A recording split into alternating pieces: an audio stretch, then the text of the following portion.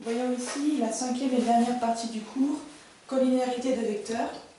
Moi je vais découper cette partie en deux vidéos pour plus de clarté. Je commence avec la définition de deux vecteurs collinéaires.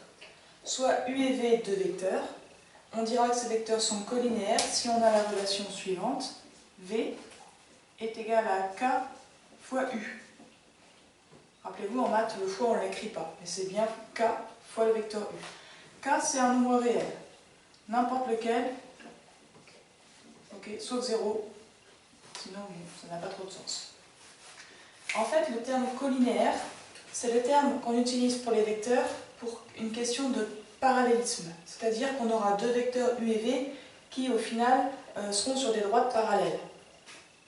Alors, le côté parallèle, on ne le dit pas quand on est sur la notion de vecteur. On va dire des vecteurs collinéaires ou bien des vecteurs qui ont la même direction. Okay. Donc ici, deux vecteurs sont collinéaires s'ils ont la même direction. Donc U et V ont la même direction. Si on prend un exemple, je l'espace ici, on prend un vecteur U ici, pour pouvoir tracer un vecteur collinéaire, je vais simplement tracer une parallèle ici, et je peux aller dans le sens opposé à U, ça ne pose pas vraiment de problème. Ici, j'ai dû tracer, voilà, j'ai dû tracer moins 3 fois le vecteur U. On va l'appeler W par exemple. Ce vecteur que j'appelle W, c'est moins 3 fois le vecteur U. Ces deux vecteurs ont des sens opposés, ils n'ont pas la même norme, par contre ils ont la même direction, ce sont deux vecteurs collinéaires. D'ailleurs, ici on retrouve bien cette relation avec K égale à moins 3.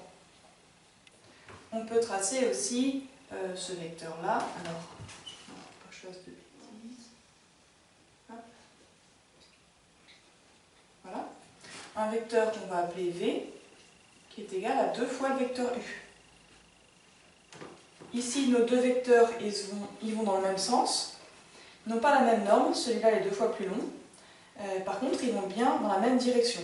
Okay, on a deux droites parallèles ici. Donc ces deux vecteurs sont bien collinéaires. Et ici, on retrouve bien la relation de la définition avec K qui a pris la valeur 2. Donc voilà deux exemples de vecteurs qui sont collinéaires à U. D'ailleurs, ces deux-là aussi sont collinéaires du coup. Donc on ne dira jamais que deux vecteurs sont parallèles, on dira toujours que les vecteurs sont collinéaires. Question de vocabulaire. Alors ça c'est pour la définition. Maintenant on avance un petit peu. Avant de passer à un exercice qui peut vous attendre classiquement, on a besoin d'une deuxième définition de ce qu'on appelle le déterminant de deux vecteurs. Ce déterminant, c'est une formule de calcul à partir des coordonnées des vecteurs. Vous voyez ici, pour U, j'ai appelé X et Y. L'abscisse est l'ordonnée de U, et pour V, X' et Y'. Le déterminant de deux vecteurs, il est noté comme ça, det pour déterminant de U et V. Et pour le calculer, en fait, il faut faire ici une croix. Je vais faire X fois X', X fois Y', mais j'écris pas le fois, moins X' fois Y. X' fois Y. Cette formule-là, elle est indispensable pour la suite du chapitre. Le déterminant de deux vecteurs, avec leurs coordonnées, c'est X fois Y' moins X' fois Y. Pour s'en souvenir, il faut croiser et mettre un moins entre les deux. Okay.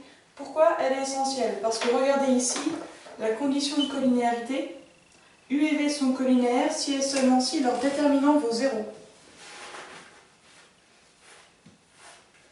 Si le déterminant des deux vecteurs vaut 0. Ça veut dire si à la suite de ce calcul, je tombe sur la valeur 0, mes deux vecteurs sont collinéaires. Petite démonstration. On a dit, U et V sont collinéaires si on a V qui est égal à K fois U. Mais si on a cette relation, on peut l'appliquer et pour les abscisses et pour les ordonnées. l'abscisse de V, c'est x', et l'abscisse de U, c'est x. De même pour les ordonnées, on aura l'ordonnée de V qui sera égale à k fois l'ordonnée de U. Maintenant, si à partir de ces deux petites équations, j'exprime k,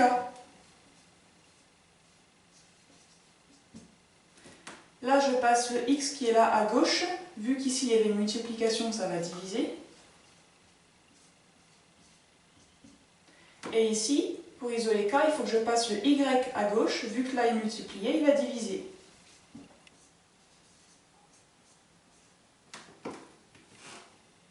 J'obtiens que k, il est égal à x' sur x et à y' sur y. Ok? Maintenant, je travaille sur... Peut-être changer de couleur. Je travaille sur cette partie. Je passe le y à gauche, ça me donne x' fois y. Et je passe le x qui est là à droite, il divisait, donc il va multiplier, ça fait y' fois x. Ok? Dernière étape, ou avant-dernière peut-être. Je passe maintenant ce qu'il y a ici à droite. Là, il n'y aura plus rien.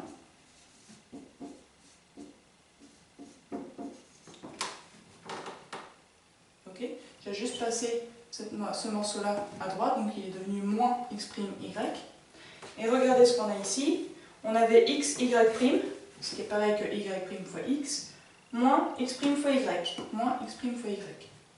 Et il faut que ça fasse 0. Autrement dit, il faut bien que le déterminant des deux vecteurs fasse 0. Donc le déterminant, c'est ça. Hein. Pas écrit tout à fait de la même manière, mais c'est exactement pareil. Donc là, ça se multiplie. 2 fois 3 égale à 3 fois 2, si vous voulez. On peut intervertir.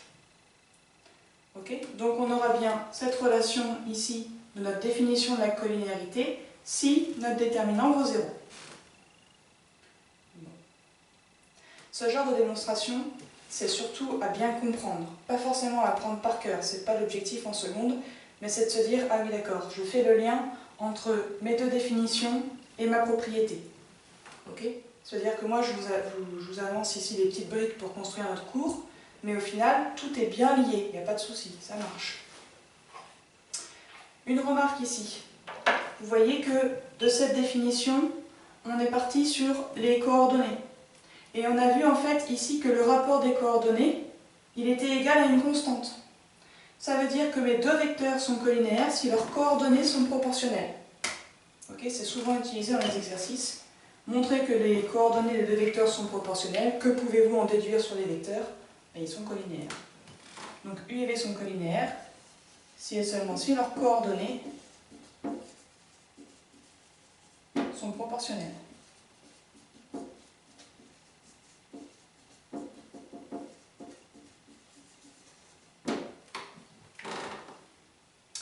Un exemple. On nous donne le vecteur U de coordonnées 4, 12 et le vecteur V de coordonnées 6, 18. Et on va savoir si ces deux vecteurs sont collinéaires ou pas. Donc on a besoin de calculer le déterminant de nos deux vecteurs. Pour ça, on se rappelle qu'il faut croiser. Il faut croiser. Donc il faut faire 4 fois 18 moins 6 fois 12. 4 fois 18 moins 6 fois 12. 4 fois 8, 32, et je retiens 3. 4 fois 1, 4 et 3, 7. 6 fois 2, 12, et je retiens 1. 6 fois 1, 6 et 1, 7. Ça fait 0. Le déterminant de mes vecteurs U et V vaut 0. On en déduit. Bon, pas là, la conclusion, on va mettre au-dessus. Que U et V sont collinéaires. Désolé, c'est pas hyper bien présenté.